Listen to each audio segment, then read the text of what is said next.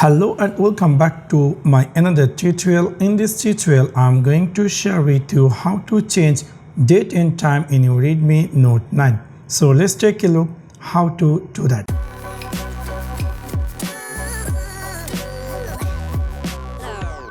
In order to do that, you need to go in the device settings section. After click over there, scroll down and then you need to click here additional setting. After click over there, you will find here date and time.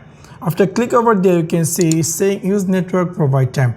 This is like if you make it off, it's going to be enabled. You can easily change date and time in your phone. If you make it on, that means this device is going to be recognize the currently area you are, and then this device going to invisible these things, so you can change this. So if you want to make your custom date and time, you can easily turn it off, and then here for example I want to change date from September to October, and this is the date. I'm going to click OK, and there is time. If you want the time you want currently, and you can make it OK.